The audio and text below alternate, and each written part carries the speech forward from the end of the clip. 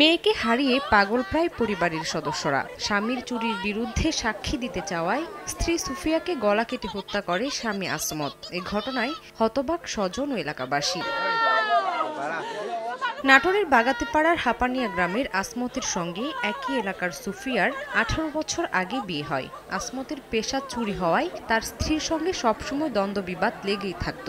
সোমবার এলাকার ফসলি জমিতে সবজি চুরির ঘটনায় শুক্রবার দুপুরে জামনগর ইউনিয়ন পরিষদে সালিশ ডাকা হয়। গৃহবধূ সুফিয়া তার স্বামীর বিরুদ্ধে সাক্ষ্য দেওয়ার কথা জানালে বৃহস্পতিবার রাতে স্বামী স্ত্রীর মধ্যে ঝগড়া বাধে।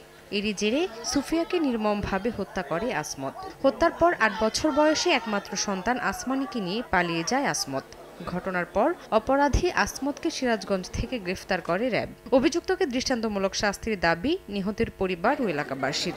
নগদের কাছে সব গ্রাহকই প্রিয়, তাই তো সারা দেশে ক্যাশ আউট চার্জ সবচেয়ে কম। আজকে তো 15 বছরের যে ঘটনা ঘটতে স্যার আসমতে আপনার খুন করেছে আসমতের আমরা ন্যায্য বিচার চাই, আসমতের আমরা ফাঁসি চাই। এই ঘটনা আমরা কখনো দেখিনি, কিন্তু এরকম ঘটনা সরাসরি আমরা বিচার চাই। তার 4-5টা বউ, তার আগেও একটা বউকে সেভাবে মেরে ফেলছে, গলা চেপে মেরে ফেলছিল। তারপরে সে প্রতিনিয়ত সে চুরির সঙ্গে জড়িত থাকে। হত্যাকাণ্ডের ঘটনায় আসমত ও অজ্ঞাত আরও 2 জনকে অভিযুক্ত করে মামলা করেছেন নিহতের স্বজনরা। সময় সংবাদ, নাটোর।